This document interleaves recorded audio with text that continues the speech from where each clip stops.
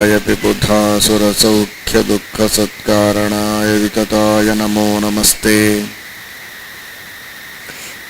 नारायणं सुरगुरुं जगदेकनाथं भक्तप्रियं सकललोकनमस्कृतं च त्रैगुण्यवर्जितमजं विभुमाद्यमीशं वन्दे भवघ्नममरासुरसिद्धवन्द्यम्। नारायणं नमस्कृत्य नरं चैव नरोत्तमं देवीं सरस्वतीं व्यासं ततो जयमुदीरयेत्। धर्मविज्ञानवैराग्यपरमैश्वर्यशालिनः आनन्दतीर्थभगवत्पादान् वन्दे निरन्तरम्। भवति यदनुभावादेडमूकोऽपि वाग्मी जडमतिरपि जन्तुर्जायते प्राज्ञमौलिः। सकलवचनचेतो देवता भारती सा मम वचसि निधत्तां सन्निधिं मानसे च। नमोऽस्तु तात्विका देवाः विष्णुभक्तिपरायणाः धर्ममार्गे प्रेरयन्तु भवन्तः सर्व एव हि। नौमिन्यायसुधादिकृज्जयमुनीन् श्रीपादरट्सन्मणीन् व्यासार्यान् विविधागमब्धिविहरान् श्रीवादिराजानपि वन्दे हंसवरान् रघुत्तमगुरून् वैदग्ध्यवरां निधीन् श्रीसत्यव्रतराघवेन्द्रमुनिपान् सद्बोधसध्यानपान् सत्याभिज्ञकराब्जोत्थान् पञ्चाशद्वर्षपूजकान् सत्यप्रमोदतीर्थार्यान् नौमिन्यायसुधारतान्।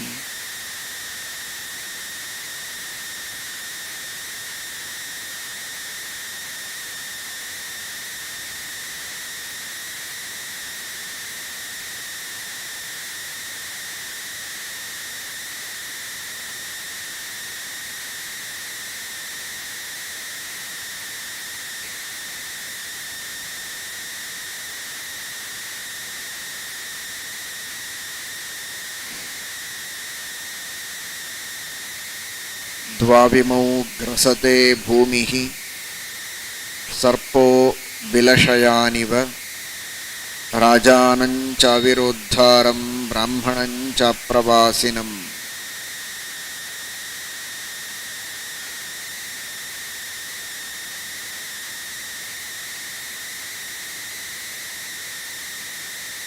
ಜಗತ್ತಿನಲ್ಲಿ ಎರಡು ತರಹದ ವ್ಯಕ್ತಿಗಳನ್ನು ಭೂಮಿ ತಾನು ನುಂಗಿಬಿಡತ್ತಂತೆ. ಅರ್ಥಾತ್ ಅಂತಹ ವ್ಯಕ್ತಿಗಳು ಯಾವ ಭೂಮಿಯಲ್ಲಿದ್ದಾರೆ, ಯಾವ ಸ್ಥಾನದಲ್ಲಿದ್ದಾರೆ ಅಲ್ಲಿ ಅವರ ಪರಿಚಯ ಇರುತ್ತೆ. ಅವರ ಕೀರ್ತಿ ಜಗತ್ತಿನಲ್ಲಿ ಹರಡೋದಿಲ್ಲ. ನಾಲ್ಕು ಜನರಿಗೆ ಅವರಿಂದ ಉಪಕಾರ ಇಲ್ಲ. ವೈಯಕ್ತಿಕವಾಗಿ ತಾವು ಕೂಡ ಕರ್ತವ್ಯ ಕರ್ಮದ ಲೋಪ ಮಾಡಿದ್ದಕ್ಕೆ ಪಾಪವನ್ನು ಹೊಂದುತ್ತಾರೆ. ಸಮಾಜವು ಅವರಿಂದ ಯಾವುದೇ ಲಾಭವನ್ನು ಪಡೆಯುವಂತಿಲ್ಲ. ಯಾರವರಿಬ್ಬರು ಅಂದರೆ ರಾಜಾನಂಚ ಅವಿರೋದ್ಧಾರಂ. ಶತ್ರುಗಳು, ದುಷ್ಟರು, ಕಳ್ಳರು, ಸಮಾಜಕ್ಕೆ ಪ್ರಜೆಗಳಿಗೆ ಪೀಡೆಯನ್ನು ಕೊಡುವಂತಹ ದುರ್ಜನರು. ಅಂತಹ ದುರ್ಜನರಿದ್ದಾಗ ಅವರನ್ನು ಸೋಲಿಸಿ ಅವರ ಜೊತೆಗೆ ಯುದ್ಧವಾಡಿ ಅವರಿಗೆ ದಂಡವನ್ನು ಮಾಡಿ ಪ್ರಜೆಗಳ ರಕ್ಷಣೆಯನ್ನು ಮಾಡದೇ ಇರುವಂತಹ ರಾಜರಿದ್ದರೆ ಪ್ರಯೋಜನವಿಲ್ಲ. ರಾಜ ಅಂತ ಅನಿಸಿಕೊಂಡ ಮೇಲೆ ತಾನು ವಿರೋಧ ಮಾಡಲೇಬೇಕು, ಪ್ರತಿಭಟನೆ ಮಾಡಬೇಕು, ದುಷ್ಟರ ಶಿಕ್ಷಣವನ್ನು ಮಾಡಬೇಕು, ಸಜ್ಜನರ ರಕ್ಷಣೆಯನ್ನು ಮಾಡಲೇಬೇಕು. ಅದು ಬಿಟ್ಟದ್ದಲ್ಲ. ಕ್ಷತಾತ್ ಕಿಲತ್ರಾಯತ ಇತ್ಯುದಗ್ರಹ ಕ್ಷತ್ರಸ್ಯ ಶಬ್ದೋ ಭುವನೇಷು ರೂಢಃ ರಾಜ್ಯೇಷು ಕಿಂ ತದ್ ವಿಪರೀತ ವೃತ್ತೆ ಪ್ರಾಣೈರುಪಕ್ರೋಶ ಮಲೀಮಸೈರ್ವ. ಕಾಳಿದಾಸ ಹೇಳುವ ಮಾತು. ಕ್ಷತಾತ್ಯಲತ್ರಾಯತ ಇತ್ಯುದಗ್ರಹ ಕ್ಷತ್ರಸ್ಯ ಶಬ್ದೋ ಭುವನೇಶು ರೂಢ. ಕ್ಷತ್ರಿಯ ಅನ್ನುವ ಶಬ್ದ ಬಂದದ್ದೇ ಕ್ಷತತ್ರ. ಕ್ಷತ ಅಂದರೆ ದುಃಖ, ಗಾಯ, ನಾನಾ ವಿಧವಾದಂತಹ ಸಮಸ್ಯೆಗಳು, ಪೀಡೆಗಳು, ಅವುಗಳಿಂದ ಪ್ರಜೆಗಳನ್ನು ಯಾರು ರಕ್ಷಣೆ ಮಾಡ್ತಾರೆ ಅವರಿಗೆ ಕ್ಷತ್ರ. ಅದಕ್ಕೆ ಸಂಬಂಧಪಟ್ಟ ಜಾತಿಗೆ ಕ್ಷತ್ರಿಯ ಜಾತಿ ಅಂತ ಹೆಸರು ಬಂದದ್ದು. ಪ್ರಜೆಗಳು ಸಮಸ್ಯೆಗಳಿಗೆ ಸಿಕ್ಕೊಂಡಾಗ, ದುಃಖಗಳಿಗೆ ಬಲಿಯಾದಾಗ ಅವರಿಗೆ ಇರುವ ಸಮಸ್ಯೆಗಳನ್ನು ಪರಿಹರಿಸಿ ಅವರನ್ನು ಆ ಸಮಸ್ಯೆಯಿಂದ ಮೇಲೆ ಬರುವಂತೆ ಮಾಡಿ ರಕ್ಷಣೆ ಮಾಡುವಂತಹ ವರ್ಗ ಅದು ಕ್ಷತ್ರಿಯ ವರ್ಗ. ಅದನ್ನು ಮಾಡದಿದ್ದರೆ ಅವರಿಗೆ ಯಾಕೆ ಕ್ಷತ್ರಿಯ ಅನ್ನಬೇಕು? ರಾಜ್ಞಾ ನ ಕೃತ್ಯಂ ನ ಚ ಲೋಕಯಾತ್ರ. ಶ್ರೀಮದ್ ಆಚಾರ್ಯರು ತಾತ್ಪರ್ಯ ನಿರ್ಣಯದಲ್ಲಿ ಹೇಳುತ್ತಾರೆ, ಶಾಸನ ಮಾಡಬೇಕು, ಅವರಿಗೆ ಮಾಡದಿದ್ದರೆ ರಾಜನಿರೋದೇ ವ್ಯರ್ಥ. ಅವನಿರೋದೇ ದುರ್ಜನರನ್ನ ದಂಡಿಸುವುದಕ್ಕೆ, ಸಜ್ಜನರನ್ನ ರಕ್ಷಣೆ ಮಾಡುವುದು. ಇನ್ನು ಬ್ರಾಹ್ಮಣಂಚ ಅಪ್ರವಾಸಿನಂ. ಬ್ರಾಹ್ಮಣನಾದ ವ್ಯಕ್ತಿ ತಾನು ಪ್ರವಾಸವನ್ನು ಮಾಡಬೇಕು, ತೀರ್ಥಯಾತ್ರಾದಿಗಳನ್ನು ಮಾಡ್ತಾ ಇರಬೇಕು. ತೀರ್ಥಯಾತ್ರಾದಿಗಳನ್ನು ಮಾಡುವ ಮೂಲಕ ತಾನು ಪವಿತ್ರನಾಗಬೇಕು, ತನ್ನ ಪಾಪಗಳನ್ನು ಭಗವಂತನ ದರ್ಶನ, ತೀರ್ಥಗಳಲ್ಲಿ ಸ್ನಾನ, ಅಲ್ಲಿರುವಂತಹ ಸಜ್ಜನರ ಉಪದೇಶ ಇವುಗಳನ್ನು ಪಡೆದುಕೊಳ್ಳಬೇಕು.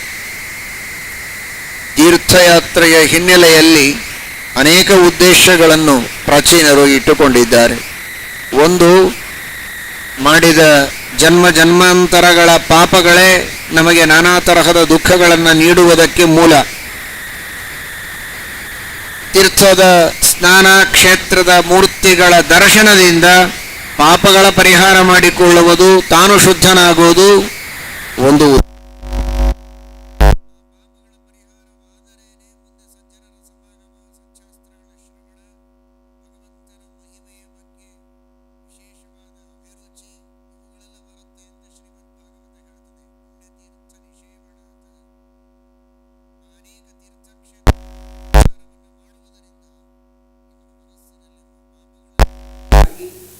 ಯಾವ ಪಾಪಗಳು ಪ್ರತಿಬಂಧಕವಾಗಿ ಅಡ್ಡಿಯಾಗಿ ಇರುವುದಕ್ಕೆ ಇವರಿಗೆ ಸಜ್ಜನರ ಸಮಾಗಮವಾಗುವುದಿಲ್ಲ.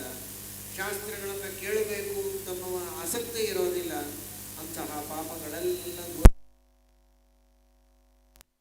ಸಚ್ಚಾಸ್ತ್ರಗಳ ಶ್ರವಣ ಮಾಡುವ ಅಪೇಕ್ಷೆ, ಶ್ರದ್ಧೆ, ಭಕ್ತಿಗಳೆಲ್ಲ ಒಂದೊಂದಾಗಿ ಬೆಳೆಯುತ್ತಾ ಹೋಗುವುದು. ಇದೆಲ್ಲದಕ್ಕೆ ತೀರ್ಥಯಾತ್ರೆ ಇದು ಮೂಲ. ಈ ಕಾರಣಕ್ಕಾಗಿಯೂ ಪ್ರವಾಸವನ್ನು, ತೀರ್ಥಯಾತ್ರೆಯನ್ನು ಮಾಡಬೇಕು. ಜೊತೆಗೆ ದಾಸರು ಹೇಳುವಂತೆ, ನಿನ್ನ ದರ್ಶನಕ್ಕೆ ಬಂದವರಲ್ಲವೋ ನಿನ್ನ ಭಕ್ತರ ದರ್ಶನಕ್ಕೆ ಬಂದವರು ಅಂತ. ಅಲ್ಲದಿರುವಂತಹ ಸಜ್ಜನರ ದರ್ಶನ, ಅವರಿಂದ ಉಪದೇಶ, ಅನೇಕ ಭಗವಂತನ ಸೃಷ್ಟಿಯ ಅದ್ಭುತವಾದ ವೈಚಿತ್ರ್ಯವನ್ನು ಕಂಡು ಆ ಭಗವಂತನ ಇನ್ನಷ್ಟು ವಿಶೇಷವಾದಂತಹ ಮಹಿಮೆಯನ್ನು ತಿಳಿಯುವುದಕ್ಕೂ ಒಂದು ದಾರಿ. ಹಿಮಾಲಯವನ್ನು ನೋಡುತ್ತಾನೆ, ಸಮುದ್ರವನ್ನು ನೋಡುತ್ತಾನೆ, ಅನೇಕ ಪರ್ವತಗಳು, ಅನೇಕ ವಿವಿಧ ವಿಚಿತ್ರವಾಗಿರುವ ಅಲ್ಲಲ್ಲಿರುವಂತಹ ಅದ್ಭುತವಾದ ಆಶ್ಚರ್ಯಕರವಾದ ವಸ್ತುಗಳು, ಅವುಗಳನ್ನು ನೋಡಿದಾಗ ದೇವರ ಸೃಷ್ಟಿಯ ವೈಭವವೂ ಇವನ ಕಣ್ಣು ಮುಂದೆ ಬರುತ್ತೆ. ಉತ್ತರದ ಜನ ಎಲ್ಲ ದಕ್ಷಿಣ ದೇಶಕ್ಕೆ, ದಕ್ಷಿಣದ ಜನ ಉತ್ತರ ದೇಶಕ್ಕೆ, ಪೂರ್ವ ಪಶ್ಚಿಮ ಹೀಗೆ ಎಲ್ಲ ದೇಶದ ಜನರು ಎಲ್ಲ ಕಡೆಗೆ, ಎಲ್ಲ ಪ್ರಾಂತ್ಯದ ಎಲ್ಲ ರಾಜ್ಯದ ಜನರು ಎಲ್ಲ ರಾಜ್ಯಗಳಿಗೆ ತೀರ್ಥಯಾತ್ರೆಯನ್ನು ಮಾಡುವ ಮೂಲಕ ದೇಶದ ವಿವಿಧ ಭಾಗಗಳಲ್ಲಿರುವಂತಹ ಜನರಲ್ಲಿ ಒಂದು ತರಹದ ಒಗ್ಗಟ್ಟು, ಇದು ಇಡೀ ದೇಶ, ಇದು ನಮ್ಮ ದೇಶ, ಇದೆಲ್ಲವೂ ಕೂಡ ನಮ್ಮದೇ ಆದಂತಹ ಸಂಸ್ಕೃತಿಯನ್ನು ಉಳಿಸಿಕೊಂಡು ಬೆಳೆಸಿಕೊಂಡು ಬರುವಂತಹ ದೇಶ ಅಂತನ್ನುವ ಒಂದು ಭಾವನೆ, ಪರಸ್ಪರವಾದ ಆತ್ಮೀಯತೆ ಸಮಗ್ರ ದೇಶ ಬಾಂಧವರಲ್ಲಿ ಬೆಳೆದು ಒಂದು ದೇಶದ ಧರ್ಮದ ಸಂಪ್ರದಾಯದ ಪರಂಪರೆಯ ರಕ್ಷಣೆಗೂ ಕೂಡ ಒಂದು ದೊಡ್ಡದಾದ ಉಪಾಯವಾಗಿ ಈ ತೀರ್ಥಯಾತ್ರೆ ನಿಲ್ತದೆ ಎನ್ನುವ ಒಂದು ಉದ್ದೇಶವೂ ಕೂಡ ತೀರ್ಥಯಾತ್ರೆಯ ಹಿನ್ನೆಲೆಯಲ್ಲಿದೆ.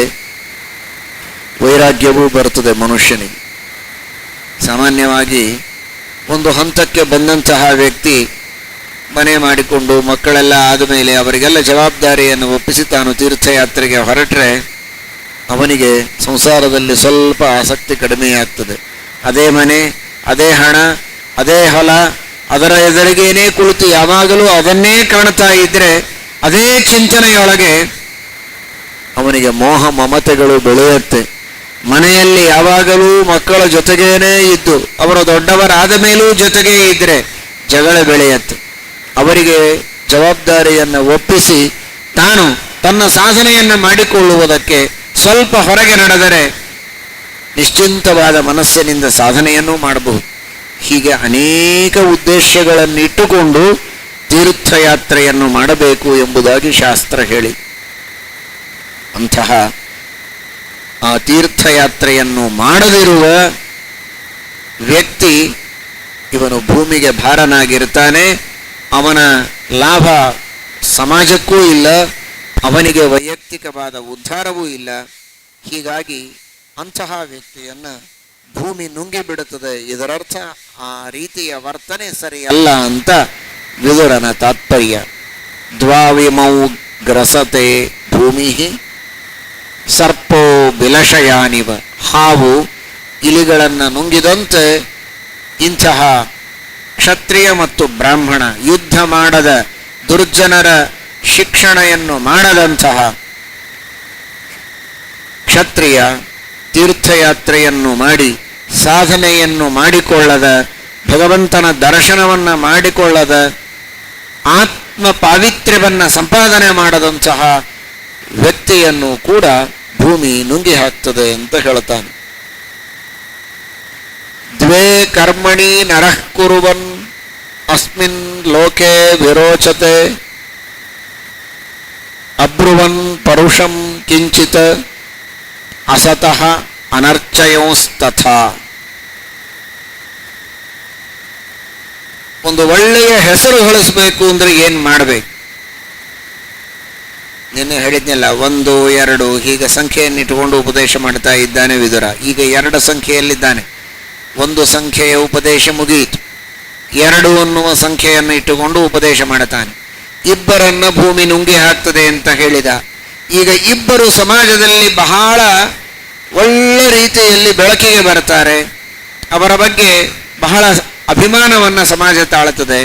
ಅಂತಹ ಇಬ್ಬರು ವ್ಯಕ್ತಿಗಳು ಯಾರು? ಯಾವ 2 ಕರ್ಮಗಳನ್ನು ಮಾಡಿದರೆ ಅವರಿಗೆ ಮಾನ್ಯತೆ ಇದೆ ಸಮಾಜದಲ್ಲಿ ಅಂದರೆ, 1 ಅಬ್ರುವನ್ ಪರುಷಂ ಕಿಂಚಿತ್. ನಿಷ್ಠುರವಾದ ಮಾತುಗಳನ್ನು ಯಾರಿಗೂ ಆಡಬಾರದು. ನೋಡಿ, 2 ಕರ್ಮಗಳು ಅಂತ ಹೇಳ್ತಾನೆ. ನೋಡಿದರೆ ಇದು ನಿಷೇಧ ಇದೆ, ಆದರೆ ಮಾಡಬಾರದ ಕರ್ಮಗಳನ್ನು ಮಾಡದಂತೆ ಇರುವುದೂ ಒಂದು ಕರ್ಮ ಅನ್ನುವ ಅರ್ಥದಲ್ಲಿ ದ್ವೇ ಕರ್ಮಣಿ ನರಃ ಕುರುವನ್. ಏನ್ ಕರ್ಮ ಅದು? ನಿಷ್ಠುರ ಅಭಾಷಣ, ನಿಷ್ಠುರವಾದ ಮಾತುಗಳನ್ನು ಆಡದಿರುವುದು. ಅಂದರೆ ವಿದುರನ ಉಪದೇಶದಲ್ಲಿ ಅವನ ಅಭಿಪ್ರಾಯ ಹೇಗಿದೆ ಅಂತ ನಾವು ಸ್ವಲ್ಪ ಚಿಂತನೆ ಮಾಡಬೇಕು. ನೋಡಿದರೆ ಇದು ಕರ್ಮ ಅಲ್ಲ, ಇದು ಕರ್ಮ ಮಾಡದಿರುವುದು. ನಿಷ್ಠುರ ಭಾಷಣ, ಒಬ್ಬರ ಮನಸ್ಸಿಗೆ ನೋವಾಗುವಂತೆ ಬಿರುಸಾಗಿ ಮಾತಾಡೋದು ಇದು ಕರ್ಮ. ಮಾತನಾಡದಿರುವುದು ಇದು ಕರ್ಮ ಬಿಟ್ಟದ್ದು, ಕರ್ಮ ಮಾಡೋದಲ್ಲ. ಇದು ಕರ್ಮಣಿ ಅಂತಾನೆ. ಅದರಂತೆ ಅಸತಃ ಅನರ್ಚಯನ್, ದುರ್ಜನರಿಗೆ ಅರ್ಚನೆ ಮಾಡಬಾರದು, ಅವರಿಗೆ ಮಾನ್ಯತೆಯನ್ನು ನೀಡಬಾರದು. ಯಾರಲ್ಲಿ ದೋಷ ಇದೆ, ದುರ್ಜನರು, ದುಷ್ಟರು, ಅಪಕಾರ ಮಾಡುವವರು, ಅಂತಹ ದುಷ್ಟರಾದ ಜನರನ್ನು ದೂರ ಇಡಬೇಕು. ಕ್ಷತ್ರಿಯನಾಗಿದ್ದರೆ ಅವರಿಗೆ ಶಾಸನ ಮಾಡಿ ದಂಡವನ್ನು ಕೊಟ್ಟು ಅವರನ್ನು ತಿದ್ದಬೇಕು. ಇನ್ನುಳಿದವರಾಗಿದ್ದರೆ ಅವರಿಗೆ ದಂಡ ಮಾಡುವ ಅಧಿಕಾರ ಇವರಿಗೆ ಇರೋದಿಲ್ಲ, ಆದರೆ ಅವರನ್ನು ದೂರ ಇಡಬೇಕು. ಅವರನ್ನೇ ನೀನೇ ಇಂದ್ರ ಚಂದ್ರ ಅಂತ ಅರ್ಚನೆಯನ್ನು ಮಾಡಬಾರದು. ಅಸತಃ ಅನರ್ಚಯಂಸ್ತಥಾ, ಅವರಿಗೆ ಅರ್ಚನೆಯನ್ನು ಮಾಡಬಾರದು ಅಂತ. ಹಾಗಾದರೆ ಇದು ಕೂಡ ದುರ್ಜನರ ಅರ್ಚನೆ ಎಂಬ ಕರ್ಮವನ್ನ ಮಾಡಬಾರದು ಅಂತ ಹೇಳ್ತಾನೆ ವಿದುರ. ಹಾಗಾದರೆ ಹೇಳಿದ್ದೆರಡು ಕೂಡ ನೆಗೆಟಿವ್ ಆಗಿ ಹೇಳಿದ್ದಾನೆ, ಕರ್ಮ ಮಾಡಬಾರದು ಅಂತ. ಆದರೆ ಮೊದಲು ಸ್ಟೇಟ್ಮೆಂಟ್ ಕೊಟ್ಟದ್ದು, ಪ್ರತಿಜ್ಞೆ ಮಾಡಿದ್ದೇನು ಅಂದರೆ, ಎರಡು ಕರ್ಮಗಳನ್ನು ಮಾಡುವವರು ಜಗತ್ತಿನಲ್ಲಿ ಬೆಳಕಿಗೆ ಬರ್ತಾರೆ, ಬಹಳ ಶೋಭಿಸ್ತಾರೆ, ಸಮಾಜಕ್ಕೆ ಭೂಷಣರಾಗಿರ್ತಾರೆ ಅಂತ. ಆದರೆ ಇದು ಕರ್ಮ ಅಲ್ಲ. ಹಾಗಾದರೆ ವಿದುರನ ಅಭಿಪ್ರಾಯವೇನು ಅಂದರೆ, ಬರೀ ದುರ್ಜನರ ಅರ್ಚನೆಯನ್ನು ಮಾಡಬಾರದು ಅಂತ ನಾನು ಹೇಳಿದೆ ಅಂತ ಅರ್ಚನೆಯನ್ನು ಮಾಡೋದು ಬಿಟ್ಟರೆ ಸಾಲದು, ಸಜ್ಜನರ ಅರ್ಚನೆ ಎಂಬ ಕರ್ಮವನ್ನು ಮಾಡಬೇಕು. ಜೊತೆಗೆ ನಿಷ್ಠುರ ಮಾತಾಡಬಾರದು ಅಂತ ಹೇಳಿದ್ದಾರೆ. ಬೇಡ, ಮಾತೇ ಆಡೋದು ಬೇಡ, ಒಳ್ಳೇದು ಬೇಡ, ಕೆಟ್ಟದ್ದು ಬೇಡ, ಇವರ ಸಹವಾಸವೇ ಬೇಡ, ನಾನು ಯಾರ ಗೋಜಿಗೂ ಹೋಗೋದಿಲ್ಲ, ನನ್ನ ಪಾಡಿಗೆ ನಾನಿರುತ್ತೇನೆ ಅನ್ನಬಾರದು. ಪ್ರೀತಿಯ ಸಿಹಿಯಾದ ಮಾತುಗಳನ್ನು, ಸತ್ಯ, ಪ್ರಿಯ, ಹಿತ ಮೂರು ಸೇರಬೇಕು. ಸತ್ಯಂ ಬ್ರೂಯಾತ್ ಪ್ರಿಯಂ ಬ್ರೂಯಾತ್, ನ ಬ್ರೂಯಾತ್ ಸತ್ಯಂ ಅಪ್ರಿಯಂ, ಪ್ರಿಯಂಚ ನಾನೃತಂ ಬ್ರೂಯಾತ್ ಅಂತ. ಸತ್ಯವಾದದ್ದನ್ನು, ಹಿತವಾದದ್ದನ್ನು, ಪ್ರಿಯವಾಗುವ ರೀತಿಯಲ್ಲಿ, ಸಿಹಿಯಾದ ಭಾಷೆಯಲ್ಲಿ ಮಾತನಾಡಬೇಕು. ಮಾತನಾಡುವುದರಿಂದಲೇ ಪ್ರೇಮ ಬೆಳೆಯೋದು, ಸಂಬಂಧ ಬೆಳೆಯೋದು. ತನ್ನ ಇಷ್ಟರಾದವರು, ಮಿತ್ರರಾದವರು, ಬಂಧುಗಳು, ಬಾಂಧವರು, ಸಹೋದ್ಯೋಗಿಗಳು, ತನ್ನ ವರ್ಗಕ್ಕೆ ಸೇರಿದವರು, ತನ್ನ ದೇಶದ ಅಭಿಮಾನಿಗಳು, ಅವರೆಲ್ಲರ ಜೊತೆಗೆ, ಯಾರ ಜೊತೆಗೆ ಯಾವ ಮಾತನ್ನು ಎಷ್ಟು ಆಡಬೇಕು, ಯೋಗ್ಯವೋ ಅಷ್ಟುಗಳನ್ನು ಆಡಲೇಬೇಕು. ಮಾತನ್ನೇ ಆಡೋದಿಲ್ಲ ಅಂದ್ರೂ ಸರಿಯಲ್ಲ, ಮಾತನಾಡಬೇಕು. ಆದರೆ ಸುಳ್ಳು ಮಾತಾಡಬಾರದು, ನಿಷ್ಠುರವಾಗಿ ಮಾತಾಡಬಾರದು, ಅಹಿತವಾದದ್ದನ್ನು ಹೇಳಬಾರದು. ಅದೊಂದು ದೊಡ್ಡ ತಪಸ್ಸು. ಇದು ಮೂರನ್ನು ಕೂಡಿಸೋದು ಅಂದರೆ ಬಹಳ ಕಷ್ಟದ ಕೆಲಸ. ಇದು ಸತ್ಯವಾಗಿರಬೇಕು, ಅವನಿಗೆ ಹಿತ ಆಗಿರಬೇಕು, ಅವನಿಗೆ ಪ್ರಿಯವಾದ ರೀತಿಯಲ್ಲಿ ಹೇಳಬೇಕು. ಸಿಹಿಯಾದ ಭಾಷೆಯಲ್ಲಿ ಹೇಳಬೇಕು ಅಂದರೆ ಬಹಳ ಕಷ್ಟಪಟ್ಟು ಬುದ್ಧಿವಂತಿಕೆಯಿಂದ, ತಾಳ್ಮೆಯಿಂದ, ಯೋಗ್ಯವಾದ ದೇಶ ಕಾಲದಲ್ಲಿ ಯೋಗ್ಯರಾದ ವ್ಯಕ್ತಿಗಳಿಗೆ ಯೋಗ್ಯವಾದ ಭಾಷೆಯಲ್ಲಿ ಹೇಳಬೇಕು ಅಂದರೆ ಭಾರಿ ದೊಡ್ಡ ತಪಸ್ಸು. ಆದರೆ ಹಾಗೆ ಮಾಡಬೇಕು.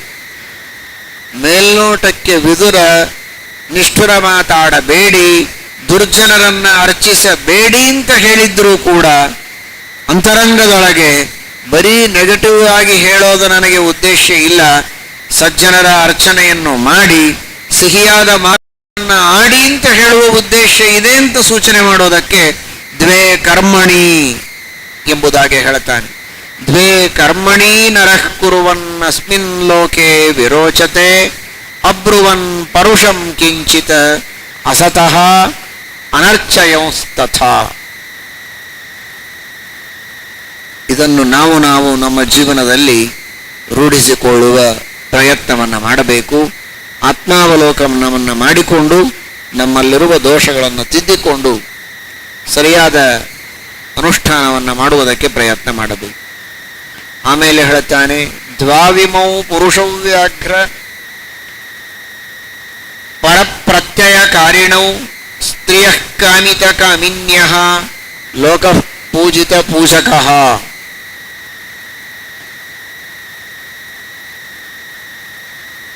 ಶಾಸ್ತ್ರದ ಹಿನ್ನೆಲೆಯಲ್ಲಿ ದೊಡ್ಡವರ ಮಾರ್ಗದರ್ಶನದಲ್ಲಿ ಬದುಕಬೇಕು ಅನ್ನುವುದು ಸತ್ಯ. ಆದರೆ ಪ್ರತಿಯೊಂದು ವಿಷಯದಲ್ಲಿಯೂ ಮನುಷ್ಯ ಪರಪ್ರಕಾಶನಾಗಬಾರದು, ಸ್ವಪ್ರಕಾಶನಾಗಬೇಕು. ತಾನು ತನ್ನದೇ ಆದ ಆಲೋಚನೆಯಿಂದ ಕೆಲವು ನಿರ್ಣಯಗಳನ್ನು ತೆಗೆದುಕೊಳ್ಳಬೇಕು. ಇದು ಒಂದು ಬಹಳ ದೊಡ್ಡ ಅಸಿಧಾರಾ ವ್ರತ ಇದ್ದಾಗೆ. ಇವುಗಳೆಲ್ಲ ಒಂದು ಖಡ್ಗದ ಮೇಲೆ ನಡೆಯಬೇಕು.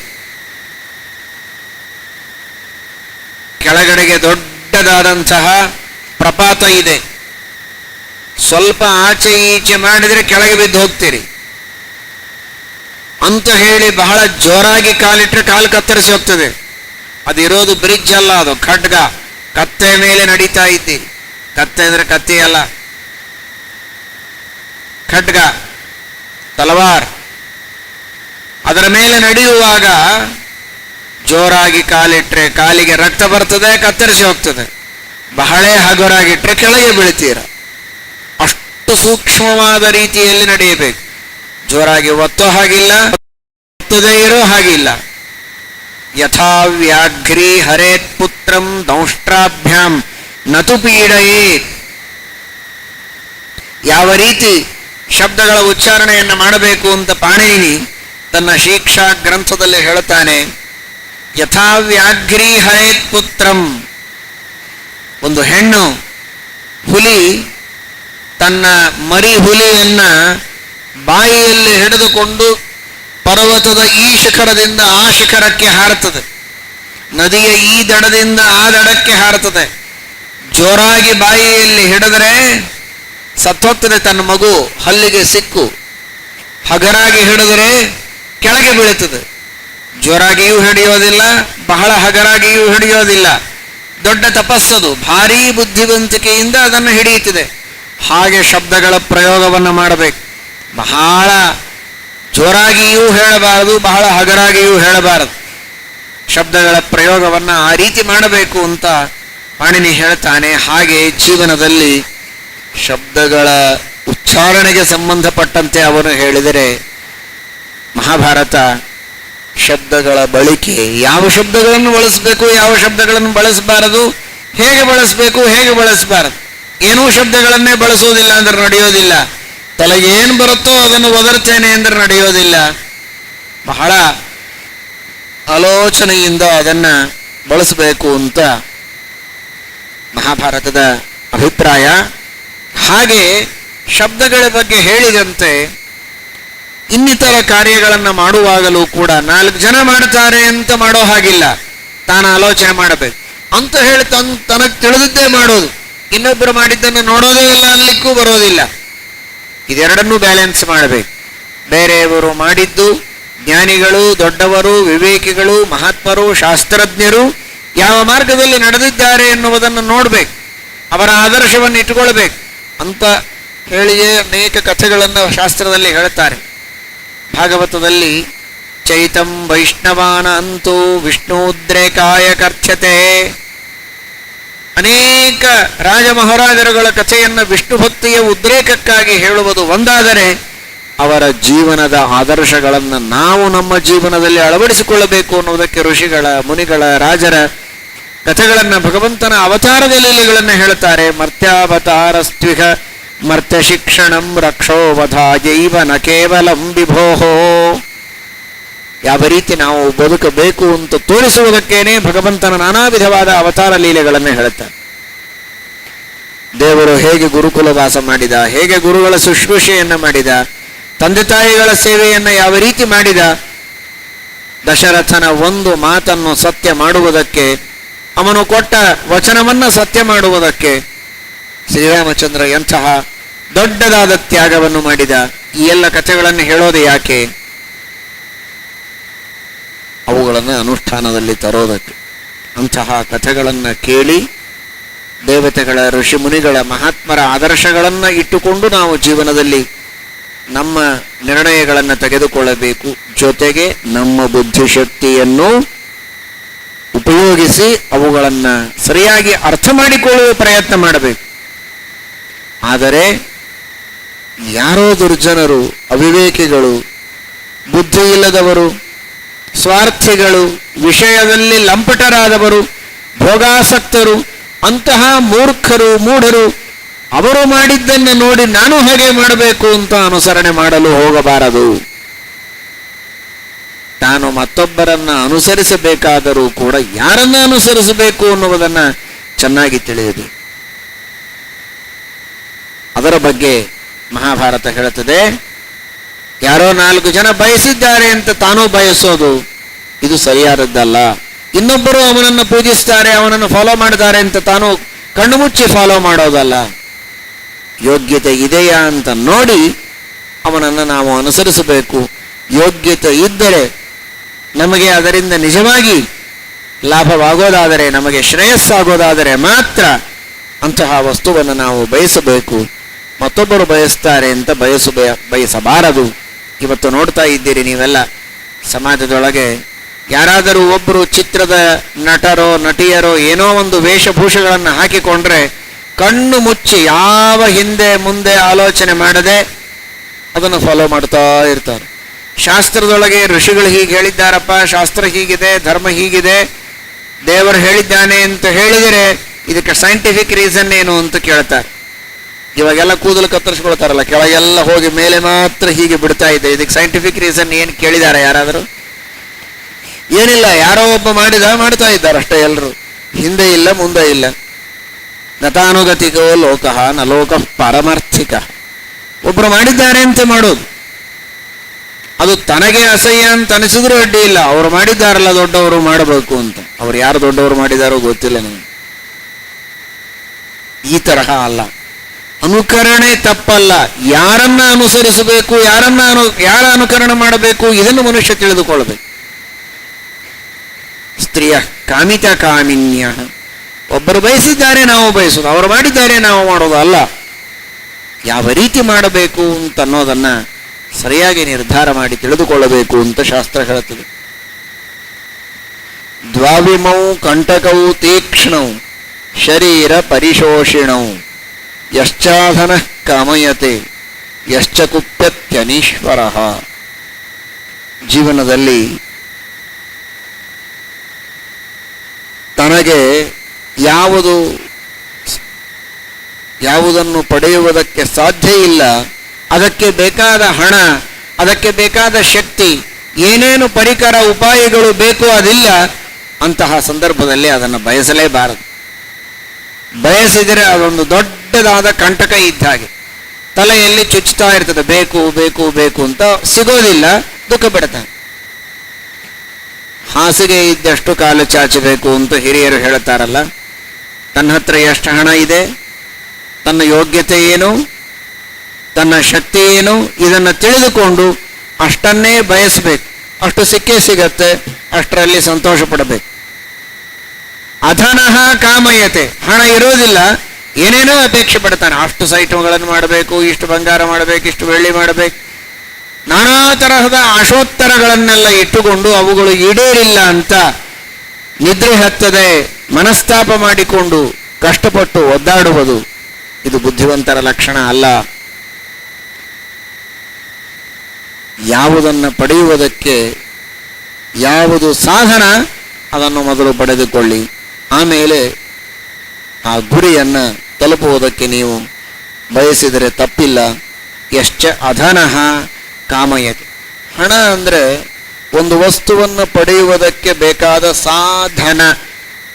ಧನ ಸಾಧನ, ಸಾಧನ ಅಂತ ಅರ್ಥ. ಧನ ಅಂದರೆ ಅದು ಬರೀ ಹಣ ಒಂದೇ ಅಲ್ಲ, ಯಾವುದು ಸಾಧನ ಅದು ಧನ. ಧನ ಇದು ಸ್ವಯಂ ಪುರುಷಾರ್ಥ ಅಲ್ಲ. ಹಣ ಏನು ಹಣ ಮೈ ಮೇಲೆ ಹಾಕ್ಕೊಳ್ಳೋದ, ಹಣ ತಿನ್ನೋದ, ವಾಸನೆ ನೋಡೋದ, ಏನು ನೋಡು? ಹಣ ಇದು ಪುರುಷಾರ್ಥ ಅಲ್ಲ, ಹಣದಿಂದ ಪುರುಷಾರ್ಥ ಇದೆ. ಹಣ ಪುರುಷಾರ್ಥ ಅಂತ ಹೇಳ್ತಾರೆ, ಧರ್ಮ ಅರ್ಥ ಕಾಮ ಮೋಕ್ಷ ಅಂತ. ನಿಜವಾಗಿ ಹಣ ಇದು ಪುರುಷಾರ್ಥ ಸಾಧನ. ನಿಜವಾಗಿ ಇವನಿಗೆ ಬೇಕಾದದ್ದು ಸುಖ. ಆ ಸುಖ ಬೇಕು, ಅದಕ್ಕೆ ನಾನಾ ತರಹದ ವಸ್ತುಗಳು ಇವನಿಗೆ ಬೇಕು, ಭೋಗ್ಯ ವಸ್ತು. ಆ ವಸ್ತುಗಳನ್ನು ಪಡೆಯಬೇಕು, ಹಣ ಬೇಕು. ಕೊನೆಗೆ ಮುಖ್ಯವಾಗಿ ಇವನಿಗೆ ಬೇಕಾದದ್ದು ಸುಖ ತಾನೆ. ಹಾಗೆ ನಿಜವಾದ ಧನ ಅಂದರೆ ಪುಣ್ಯ, ಇದು ಧನ. ಯಶ್ಚ ಅಧನಃ ಕಾಮಯತೆ, ಪುಣ್ಯ ಮಾಡೋದಿಲ್ಲ. ಒಬ್ಬರಿಗೆ ಒಂದು ದಾನವನ್ನು ಮಾಡುವುದಿಲ್ಲ, ವಸ್ತ್ರದಾನ ಮಾಡುವುದಿಲ್ಲ, ಅನ್ನದಾನ ಮಾಡೋದಿಲ್ಲ, ಕನ್ಯಾದಾನ ಮಾಡುವುದಿಲ್ಲ. ದಾನ ಒಂದೇ ಅಲ್ಲ, ಇದೀಗ ಹೇಳಿದ ಹಾಗೆ ತೀರ್ಥಯಾತ್ರೆ ಮೊದಲಾದ ಪುಣ್ಯ ಕಾರ್ಯಗಳು, ತಂದೆ ತಾಯಿಗಳ ಸೇವೆ, ಅನಾಥರು, ಅಂಗವಿಕಲರು, ಅಂಥವರಿಗೆ ಉಪಕಾರ, ಹೀಗೆ ನಾನಾ ತರಹದ ಪುಣ್ಯ ಕಾರ್ಯಗಳನ್ನು ಹೇಳಿದ್ದಾರೆ.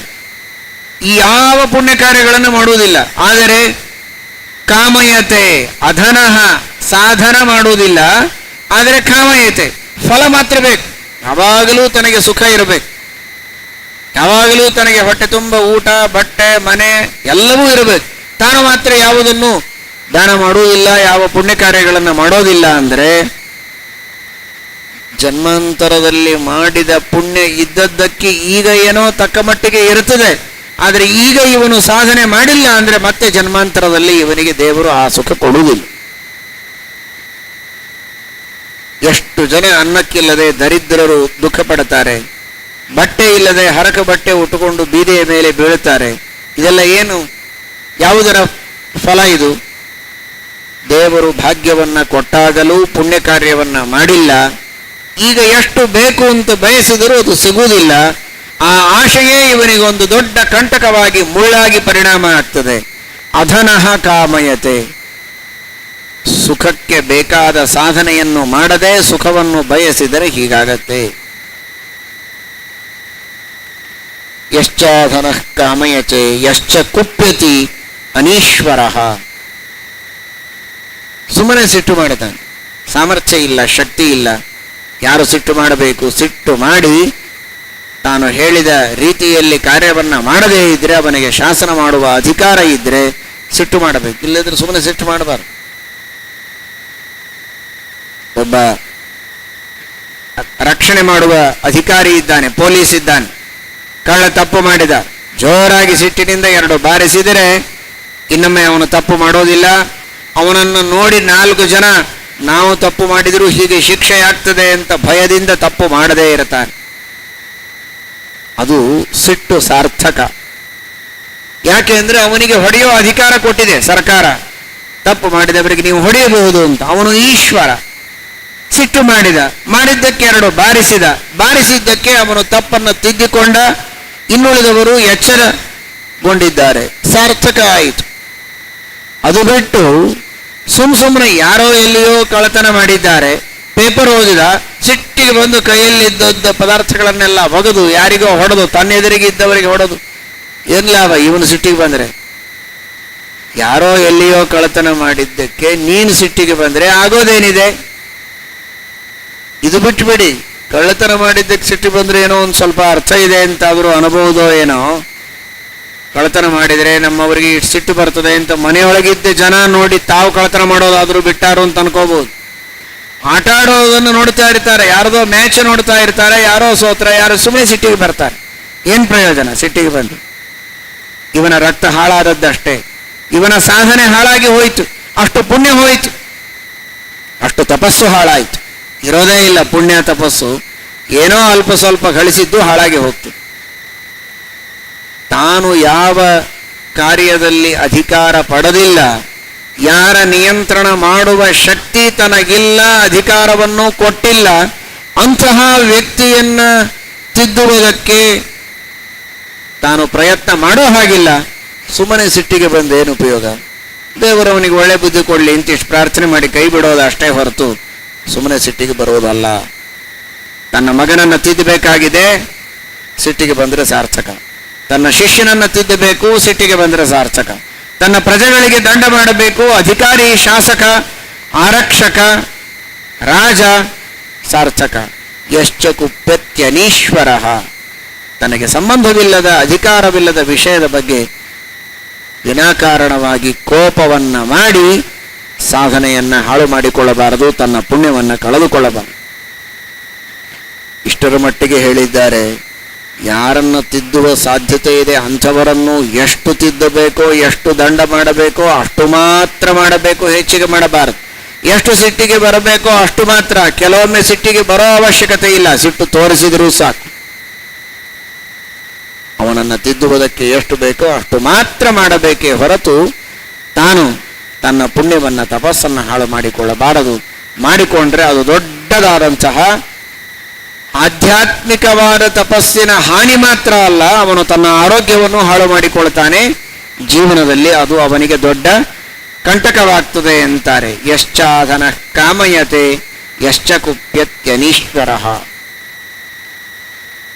ದ್ವಾವೇವ ನ ವಿರಾಜೇತೆ ವಿಪರೀತೇನ ಕರ್ಮಣ ಗೃಹಸ್ಥಶ್ಚ ನಿರಾರಂಭ ಕಾರ್ಯವಾಂಶ್ಚೈವ ಭಿಕ್ಷುಕಃ.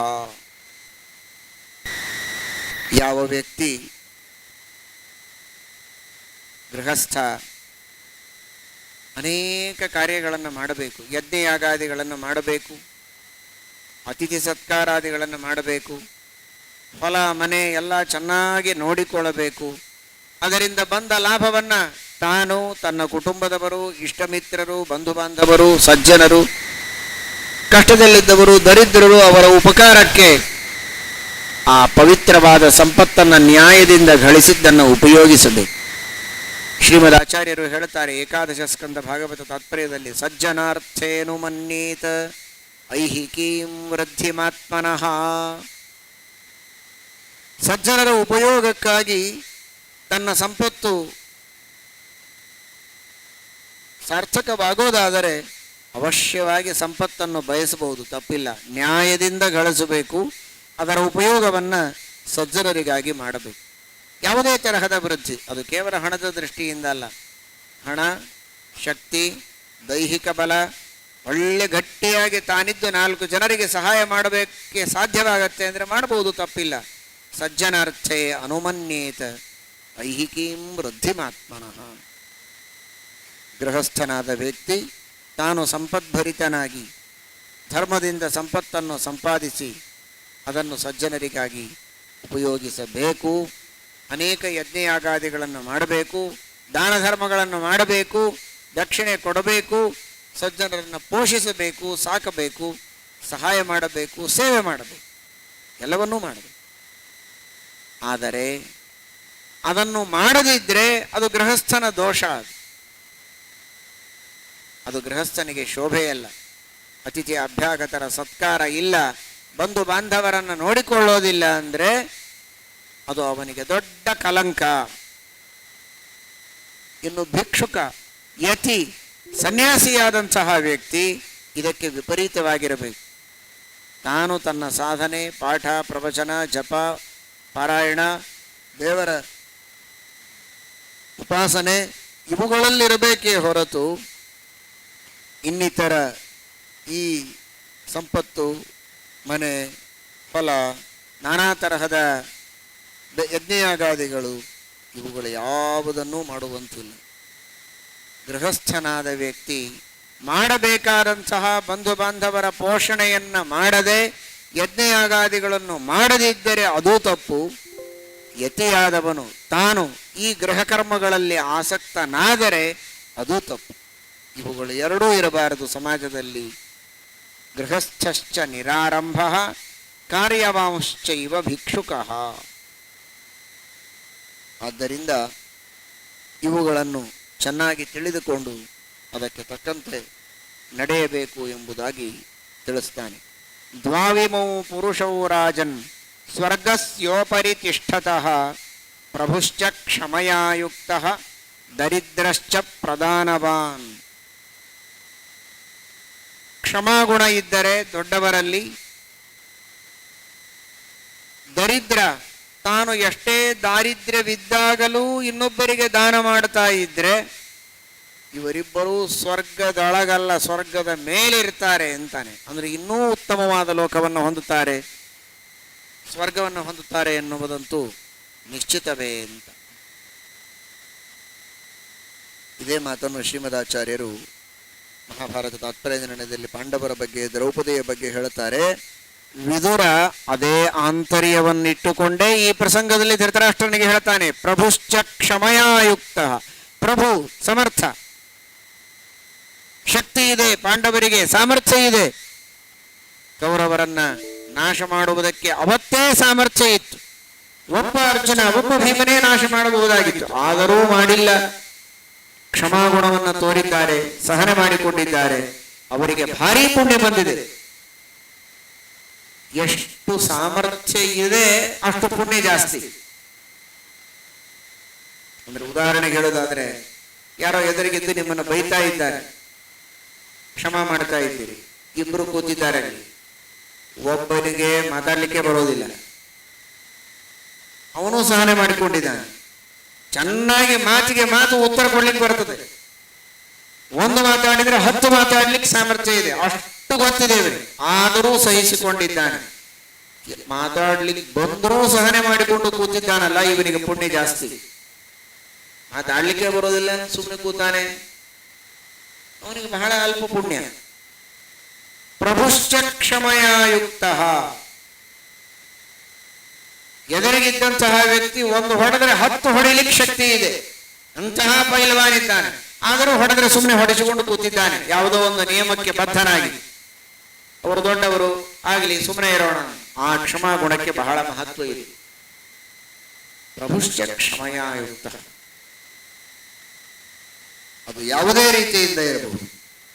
ನಮಗೆ ಆದಂತಹ ಅಪಕಾರವನ್ನ ಸಹನೆ ಮಾಡಿಕೊಂಡು ತಾಳ್ಮೆಯಿಂದ ಕ್ಷಮಾಗುಣದಿಂದ ಇದ್ರೆ ಎಷ್ಟೆಷ್ಟು ಶಕ್ತಿ ಸಾಮರ್ಥ್ಯಗಳು ಹೆಚ್ಚಿರುತ್ತದೆ, ಅಷ್ಟೆಷ್ಟು ಆ ಕ್ಷಮಾಗುಣದ ಬೆಲೆ ಹೆಚ್ಚು. ಪಾಂಡವರಲ್ಲಿ ಅಂತಹ ಕ್ಷಮಾಗುಣ ಇದೆ. ಹೀಗಾಗಿ ಅವರ ತಪಸ್ಸು ಬಹಳ ಬಹಳ ಬೆಳೆದು ನಿಂತಿದೆ. 12 ವರ್ಷ ವನವಾಸದೊಳಗೆ ಕ್ಷಮಾ ಮಾಡಿದ್ದಾರೆ, 1 ವರ್ಷ ಅಜ್ಞಾತವಾಸದಲ್ಲಿ.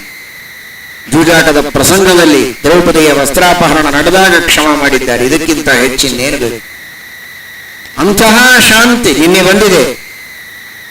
ಕ್ಷಮಾ ಖಡ್ಗ ಅಂತ ದೊಡ್ಡದಾದ ಶಾಂತಿ. ಖಡ್ಗ ಕರೇಯಸ್ಯ ಕಿಂಕರಿಷ್ಯತೆ ದುರ್ಜನ. ಅಂತಹ ಕ್ಷಮಾ ಖಡ್ಗವನ್ನ, ಶಾಂತಿ ಖಡ್ಗವನ್ನ ಇಟ್ಟುಕೊಂಡಂತಹ ಮಹಾನುಭಾವರು ಪಾಂಡವರು ಅನ್ನುವುದನ್ನು ತಿಳಿಸ್ತಾನೆ. ದರಿದ್ರಶ್ಚ ಪ್ರದಾನವ. ತನ್ನ ಹತ್ರ ಏನಿಲ್ಲ ಅಂದಾಗಲೂ ದಾನ ಮಾಡಬೇಕು. ಆ ದಾನಕ್ಕೆ ಬಹಳ ಮಹತ್ವ ಇದೆ. ಯದ್ಯಪ್ಯಲ್ಪ ಧನತ್ಯತ್ತಂ ವಿತ್ತಂ ಬಹುಫಲಂ ಭವೇ. ಮಹಾಭಾರತದ ತಾತ್ಪರ್ಯ ನಿರ್ಣಯದಲ್ಲಿ ಶ್ರೀಮದಾಚಾರ್ಯರು ಹೇಳುತ್ತಾರೆ, ಅಲ್ಪಧನತ್ಯತ್ತಂ ವಿತ್ತಂ ಬಹುಫಲಂ ಭವೇ. ಬೇಕಾದಷ್ಟಿದ್ದಾಗ ಕೊಟ್ರೆ ಬೆಲೆ ಇಲ್ಲ ಅಂತಲ್ಲ, ಕಡಿಮೆ. 1000 ರೂಪಾಯಿ ಇದ್ದವನು 100 ರೂಪಾಯಿ ಕೊಟ್ರೆ ಅದಕ್ಕೆ ಬೆಲೆ ಇದೆ.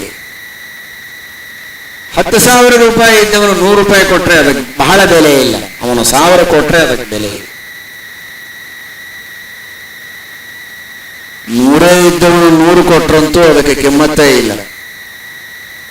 ಅಮೂಲ್ಯವಾದಂತಹ ದಾನ, ಅಷ್ಟು ಬೆಲೆ ಇದೆ.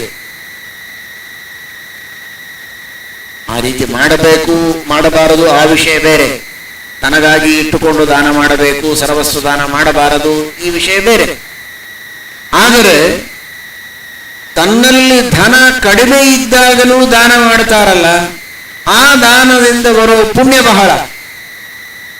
ನೋಡಿ, ಇದನ್ನು ಪಾಂಡವರಿಗೆ ಅನ್ವಯವಾಗುವಂತ ವಿದುರ ಹೇಳ್ತಾ ಇದ್ದಾನೆ.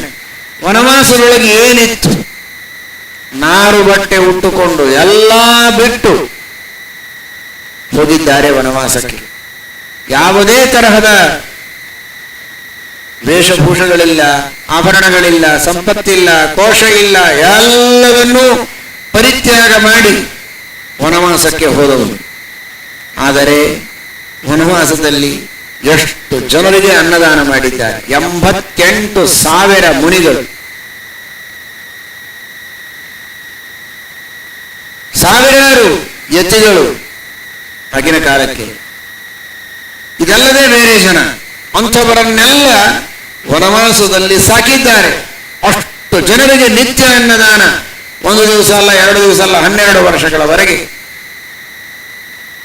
ಅಷ್ಟು ಅನ್ನದಾನ, ನಾನಾ ವಿಧವಾದ. ಅದಕ್ಕಾಗಿ ತಪಸ್ಸು ಮಾಡಿ ಸೂರ್ಯಾಂತರ್ಗತ ನಾರಾಯಣನನ್ನು ಒಲಿಸಿಕೊಂಡು ಅಕ್ಷಯ ಪಾತ್ರವನ್ನ ಪಡೆದು ಯಥೇಚ್ಛವಾಗಿ ಅನ್ನದಾನ, ಯಥೇಚ್ಛವಾಗಿ ಸುವರ್ಣದಾನ, ರತ್ನದಾನ. ಅಕ್ಷಯ ಪಾತ್ರ ಬರೀ ಅನ್ನ ಕೊಡ್ತಾ ಇರಲಿಲ್ಲ, ಅದು ಎಲ್ಲವನ್ನೂ ಕೊಡ್ತಾ ಇತ್ತು. ಅಂತಹ ಅಕ್ಷಯ ಪಾತ್ರವನ್ನ ಪಡೆದು ಭಗವಂತನ ಅನುಗ್ರಹದಿಂದ ಯಥೇಚ್ಛವಾಗಿ ನಾನಾ ತರಹದ ದಾನಗಳನ್ನು ಮಾಡಿದ್ದಾರೆ. ಅವರು ಮಾಡಿದ ಆ ದಾನಕ್ಕಿರುವ ಬೆಲೆ ನೀನಿಲ್ಲಿ ಮಾಡ್ತಾ ಇರುವಂತಹ ದಾನಕ್ಕೆ ಇಲ್ಲ. ಶ್ರದ್ಧೆ ಇಲ್ಲದೆ ನಾಟಕೀಯವಾಗಿ ಕೀರ್ತಿಗಾಗಿ ಪ್ರತಿಷ್ಠೆಗಾಗಿ ಈ ದುರ್ಯೋಧನ ಮಾಡುವಂತಹ ದಾನಕ್ಕೆ ಮಹತ್ವ ಇಲ್ಲ. ಬೇಕಾದಷ್ಟು ಕೊಳಿತಾ ಇದೆ, ಏನೋ ಅಲ್ಪ ಸ್ವಲ್ಪ ದಾನ ಮಾಡಿದಾಗ ನಾಟಕ ಮಾಡ್ತಾನಷ್ಟೇ. ದರಿದ್ರಶ್ಚ ಪ್ರದಾನವಾನ್. ತನಗೆ ಧನ ಇಲ್ಲದ ಅವಸ್ಥೆಯಲ್ಲಿಯೂ ದಾನ ಮಾಡಿದ ವ್ಯಕ್ತಿ ನಿಜವಾಗಿ ಮಹಾಪುಣ್ಯವಂತ, ಮಹಾಭಾಗ್ಯಶಾಲಿ. ಆ ತರಹದ ದಾನವನ್ನು ಪಾಂಡವರಲ್ಲಿ ನಾನು ಕಾಣುತ್ತೇನೆ. ಸ್ವರ್ಗಸ್ಯೋಪರಿ ತಿಷ್ಠತಃ. ಹೀಗಾಗಿ ಅವರು ಎಲ್ಲ ಲೋಕಗಳನ್ನು ಮೀರಿ ನಿಲ್ಲುವಂತಹ ಯೋಗ್ಯತೆಯನ್ನು ಪಡೆದಿದ್ದಾರೆ ಪಾಂಡವರು. ರಂತಿದೇವ ಮಾಡಿದ ದಾನ ಅಂತಹ ದಾನ. ತಾನು ದರಿದ್ರನಾದಾಗಲೂ ಮಾಡಿದಂತಹ ದಾನ. ಎಲ್ಲ ದಾನ ಮಾಡಿದ. ತನಗೆ ಊಟಕ್ಕೆ ಗತಿ ಇಲ್ಲದ ಸ್ಥಿತಿ. ಯಾರೋ ತಂದು ಕೊಟ್ಟಿದ್ರು ಒಂದಿಷ್ಟೇ ತುಪ್ಪ, ಗಂಜಿ, ಒಂದಿಷ್ಟು ಪಾಯಸ. ತಾನು, ಹೆಂಡತಿ, ಮಕ್ಕಳು ಸೇರಿ ಅಷ್ಟರೊಳಗೆ ಹಂಚಿಕೊಂಡು ತಿನ್ನೋಣ ಅನ್ನೋದರೊಳಗೆ ಮತ್ತೊಬ್ಬ ಬಂದ ಹಸಿವೆಯಾಗಿದೆ. ಆಗ ದಾನ ಮಾಡಿದೆ ನೋಡಿ ರಂತಿದೇವ, ಚಂದ್ರವಂಶದ ರಾಜ. ಅದಕ್ಕೆ ಮಹತ್ವ ಇದೆ.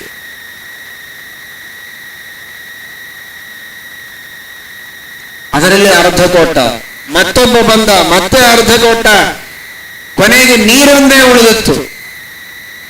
ಒಂದು ಲೋಟ ನೀರು ಕುಡಿದಾದು. ಅಷ್ಟೊತ್ತಿಗೆ 48 ದಿನ ಉಪವಾಸ ಆಗಿದೆ. ಒಂದು ಸಲ, 2 ದಿವಸ ಅಲ್ಲ. ಆಮೇಲೆ ಸಿಕ್ಕದ್ದಿದು. ಈಗ ಫಲಾರ ಮಾಡಿದ ಮೇಲೆ ಮತ್ತೆ ಫಲಾರ ಸಿಕ್ಕಿದೆ, ಆಯ್ತು ನಂದ್ರೊಳಗೆ ಕೊಡ್ತೀನಿ ಬಿಡು ಅಂದ್ರೆ ದೊಡ್ಡ ಉದಾರ ಎಲ್ಲ, ಹೊಟ್ಟೆ ತುಂಬಿರ್ತದೆ. ಉಪವಾಸ ಇದ್ದಾಗ ತನ್ನ ಪಾಲಿಗೆ ಬಂದದ್ದನ್ನ ಕೊಟ್ಟ. ತಿನ್ನುವುದೆಲ್ಲ ಮುಗಿತು, ಕುಡಿಯುವ ನೀರು ಅದನ್ನೂ ಕೊಡ್ತಾನೆ.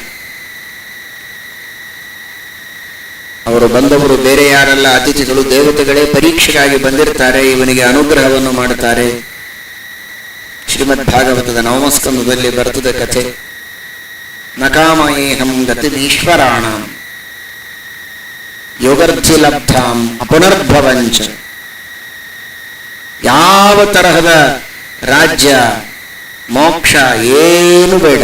ಆರ್ತಿಂ ಪ್ರಪದ್ಯೇಖಿಲ ದೇಹಭಾಜಾಂ ಅಂತಸ್ಥಿತಾಂ ಏನ ಭವಂತ್ಯ ದುಃಖಾಃ. ಜಗತ್ತಿನ ಎಲ್ಲ ಜನರಲ್ಲಿರುವ ದುಃಖಗಳೆಲ್ಲ ನನಗೆ ಬರಲಿ, ಅವರೆಲ್ಲ ನಗುತ್ತಾ ಇರಲಿ, ನಾನೊಬ್ಬ ದುಃಖವನ್ನು ಅನುಭವಿಸ್ತೇನೆ ಸಾಕು. ಯಾರೂ ಹಸಿವು ನೀರಡಿಕೆಗಳಿಂದ ದುಃಖ ಪಡುವುದು ಬೇಡ, ಯಾರಿಗೂ ಯಾವುದೇ ಅಳಲು ಇರುವುದು ಬೇಡ. ಎಲ್ಲ ದುಃಖ ನನಗೆ ಬರಲಿ, ಎಲ್ಲರೂ ಸಂತೋಷವಾಗಿರಲಿ ಅಂತ ರಂತಿದೇವ ಹೇಳ್ತಾನೆ. ಇದು ನಿಜವಾದ ದಾನ. ಆ ರಂತಿದೇವನ ಸ್ಥಿತಿಯೇ ಎಲ್ಲರಿಗೂ ಬರಬೇಕು. ಅಷ್ಟು ದಿನ ಉಪವಾಸ ಇರಬೇಕು, ಸಾಯ್ತಾ ಇರಬೇಕು. ಆಗ ದಾನ ಮಾಡೋ ಪ್ರಸಂಗ ಬಂದ್ರೆ ಅದು ಮಾತ್ರ ದಾನ ಅಂತ ಅಭಿಪ್ರಾಯವಲ್ಲ. ಆ ಯೋಗ್ಯತೆ ಎಲ್ಲರಿಗೂ ಬರೋದಿಲ್ಲ. ತಕ್ಕ ಮಟ್ಟಿಗೆ ಸ್ವಲ್ಪ ತಾನು ತ್ಯಾಗ ಮಾಡುವುದಕ್ಕೆ ಸಿದ್ಧನಾಗಬೇಕು. ತನಗೇನಿಲ್ಲ, ಹೊಟ್ಟೆ ತುಂಬ ಇದೆ, ಎಕ್ಸಸ್ ಆಗಿದೆ ಎಂದಾಗ ಮಾತ್ರ ಕೊಡ್ತೇನೆ ಅಂತಲ್ಲ. ತನಗೂ ಸ್ವಲ್ಪ ದುಃಖ ಇದೆ ಅಂತಾದರೂ ಎಷ್ಟು ಬೇಕೋ ಅನಿವಾರ್ಯ ಅಷ್ಟು ಮಾತ್ರ ಇಟ್ಟುಕೊಂಡು ತನ್ನ ಜೊತೆಗೆ 4 ಜನ ಸುಖವಾಗಿ ಇರಲಿ ಎನ್ನುವುದಕ್ಕಾಗಿ ಕೈ ಎತ್ತಿ ಕೊಡುವಂತಹ ಔದಾರ್ಯ ಮನುಷ್ಯನಲ್ಲಿದ್ದರೆ ಆಗ ಅವನು ಆತ್ಮಾವಲೋಕನವನ್ನು ಮಾಡಿಕೊಳ್ಳೋಣ. ನಾವುಗಳೇ ಆ ತರಹದ ಪ್ರಸಂಗಗಳು ಜೀವನದಲ್ಲಿ ಎಷ್ಟು ಬಂದಿವೆ.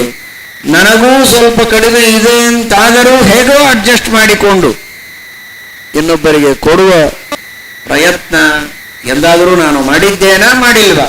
ಮಹಾಭಾರತದ ದೃಷ್ಟಿಯಲ್ಲಿ ನಾನು ಯಾವ ಸ್ಥಾನದಲ್ಲಿ ಇರುತ್ತೇನೆ ಅಂತ ನಾವೇ ನೋಡಿಕೊಳ್ಳಬೇಕು. ದ್ವಾವಿಮೌ ಪುರುಷೌ ರಾಜನ್ ಸ್ವರ್ಗಸ್ಯೋಪರಿ ತಿಷ್ಠತಃ ಪ್ರಭುಶ್ಚ ಕ್ಷಮಯಾ ಯುಕ್ತಃ ದರಿದ್ರಶ್ಚ ಪ್ರಧಾನವಾನ್. ನ್ಯಾಯಾಗತಸ್ಯ ದ್ರವ್ಯಸ್ಯ ಬೋದ್ಧವ್ಯೌ ದ್ವೌ ಅತಿಕ್ರಮೌ ಅಪಾತ್ರೇ ಪ್ರತಿಪತ್ತಿಶ್ಚ ಪಾತ್ರೇ ಚ ಅಪ್ರತಿಪಾದನಂ.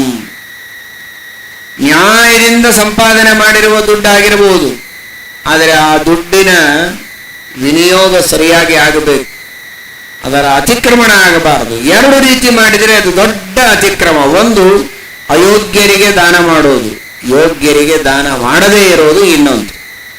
ಅಯೋಗ್ಯರಿಗೆ ದಾನ ಮಾಡಲೂಬಾರದು, ಯೋಗ್ಯರಿಗೆ ದಾನವನ್ನು ಮಾಡದೇನೂ ಇರಬಾರದು. ಯಾರಿಗೋ ಶರ ಕುಡಿಯುವವನಿಗೆ, ಕೆಟ್ಟ ಕೆಲಸ ಮಾಡುವವನಿಗೆ, ದೇವರ ದ್ರೋಹ ಮಾಡುವವನಿಗೆ ಕೊಟ್ರೆ ಅವನು ಮಾಡುವ ವಿಷ್ಣುದ್ರೋಹ, ಅವನು ಮಾಡುವಂತಹ ಮದ್ಯಪಾನ, ಮಾಂಸಭಕ್ಷಣ, ಇವುಗಳಿಗೆ ನಾವು ಪ್ರೋತ್ಸಾಹನೆಯನ್ನು ನೀಡಿದಂತೆ ಅವನು ಮಾಡಿದ ಪಾಪಗಳೆಲ್ಲ ನಮಗೆ ಬರ್ತದೆ. ಅಂತಹ ದುಷ್ಟ ಕಾರ್ಯಗಳನ್ನು ಮಾಡುವ ಜನರಿಗೆ ದಾನವನ್ನು ಮಾಡಬಾರದು, ಸಜ್ಜನರಿಗೆ ಮಾತ್ರ ದಾನವನ್ನು ಮಾಡಬೇಕು, ಮಾಡಲೇಬೇಕು. ದುರ್ಜನರಿಗೆ ಮಾಡಲೇಬಾರದು, ಸಜ್ಜನರಿಗೆ ಮಾಡಲೇಬೇಕು ಅಂದಾಗ ಮಾತ್ರ ನ್ಯಾಯದಿಂದ ಸಂಪಾದನೆ ಮಾಡಿದ ಹಣವೂ ಸಾರ್ಥಕವಾಗ್ತದೆ. ಎಷ್ಟು ಸೂಕ್ಷ್ಮ ಇದೆ ನೋಡಿ. ಸಂಪತ್ತನ್ನು ನಾವು ನ್ಯಾಯದಿಂದ ಗಳಿಸಿದ್ದೇವೆ, ಕಳ್ಳತನದ್ದು ಅಲ್ಲ, ಲಂಚ ಜೀವನದಲ್ಲಿಯೇ ಮಾಡಿಲ್ಲ. ಇನ್ನೊಬ್ಬರ ಹಣದಲ್ಲಿ ನಾವು ಸರ್ವಥಾ ಅಪೇಕ್ಷೆ ಪಟ್ಟಿಲ್ಲ. ಪ್ರಾಮಾಣಿಕವಾಗಿ ಶಾಸ್ತ್ರದ ರೀತಿಯಲ್ಲಿ ಸತ್ಯವನ್ನು ಮಾತಾಡ್ತಾ ಶುದ್ಧವಾದ ರೀತಿಯಲ್ಲಿ ನಮಗೆ ವಿಹಿತವಾದ ವೃತ್ತಿಯಲ್ಲಿ ನಾವು ಗಳಿಸಿದ್ದೇವೆ. ಎಲ್ಲ ಕರೆಕ್ಟ್ ಇದೆ. ಆದರೆ ಬಂದ ಹಣವನ್ನ ಅಯೋಗ್ಯರಿಗೆ ಕೊಟ್ಟರೆ ವ್ಯರ್ಥ, ಯೋಗ್ಯರಿಗೆ ಕೊಡದೇ ಇದ್ರೆ ವ್ಯರ್ಥ. ಅಯೋಗ್ಯರಿಗೆ ಕೊಟ್ಟಿಲ್ಲ, ಯೋಗ್ಯರಿಗೂ ಕೊಟ್ಟಾಗಿದೆ, ಆದರೆ ಗಳಿಸಿದ್ದು ಮಾತ್ರ ಅನ್ಯಾಯದಿಂದ, ಅದು ಉಪಯೋಗ ಇಲ್ಲ. ನ್ಯಾಯದಿಂದ ಗಳಿಸಬೇಕು, ಯೋಗ್ಯವಾದ ರೀತಿಯಲ್ಲಿ ಅದರ ವಿನಿಯೋಗವನ್ನು ಮಾಡಬೇಕು. ಆಗ ಮಾತ್ರ ಅವನ ಉದ್ಧಾರವಾಗ್ತದೆ. ಇನ್ನಿಬ್ಬರನ್ನ ಕುತ್ತಿಗೆಗೆ ಕಟ್ಟಿ ಸಮುದ್ರದಲ್ಲಿ ಹಾಕಿ ಅಂತಾನೆ ವಿದುರ ಅಂತಾನೆ, ದ್ವೌ ಅಂಬಸಿ ನಿವೇಷ್ಟವ್ಯವು ಗಲೆ ಬದ್ಧ್ವಾ ದೃಢಾಂ ಶಿಲಾಂ ಧನವಂತಂ ಅದಾತಾರಂ ದರಿದ್ರಂಚ ಅತಪಸ್ವಿನಂ. ಸಂಪತ್ತಿದ್ದರೂ ಯಾರು ದಾನ ಮಾಡೋದಿಲ್ಲ.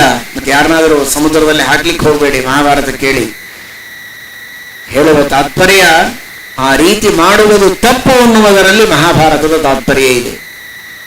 ಧನವಂತ ಮದಾತಾರಂ, ಬೇಕಾದಷ್ಟು ಸಂಪತ್ತಿದ್ದರೂ ದಾನ ಮಾಡದಿದ್ದರೆ, ಸಂಪತ್ತು ಆಗ ಹೇಳಿದಂತೆ ಅನೇಕ ರೀತಿಯ ಸಂಪತ್ತುಗಳಿವೆ.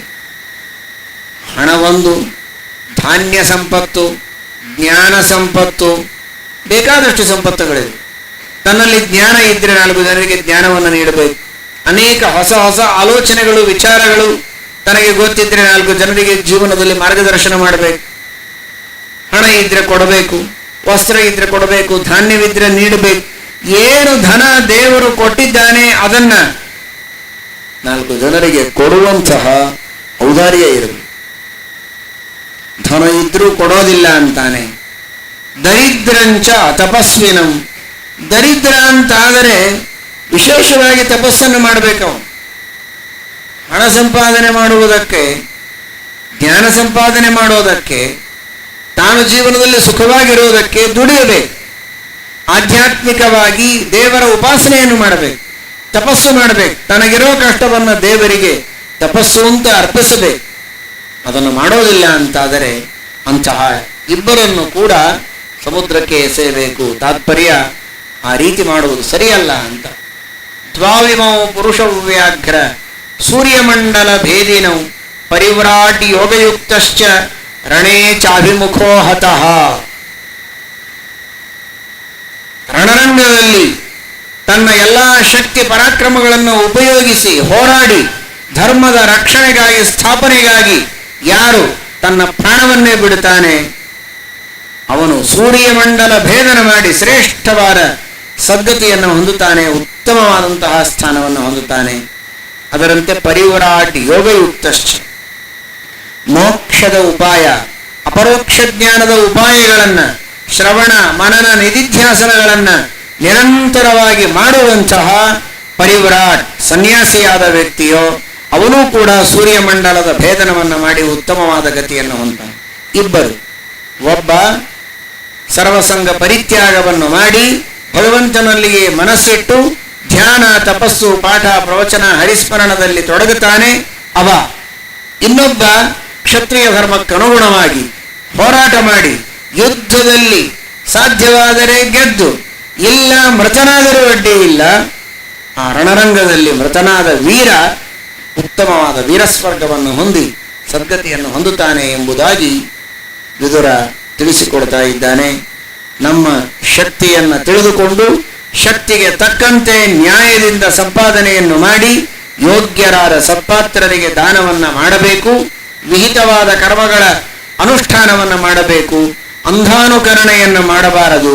ದುರ್ಜನರನ್ನು ಅನುಸರಿಸಬಾರದು, ಸಜ್ಜನರನ್ನು ಮಾತ್ರ ಅನುಸರಿಸಬೇಕು ಎಂಬ ತತ್ವಗಳನ್ನು ವಿದುರ ನಮ್ಮೆಲ್ಲರಿಗೆ ತಿಳಿಸಿದ್ದಾನೆ. ಶ್ರೀಕೃಷ್ಣಾರ್ಪಣ.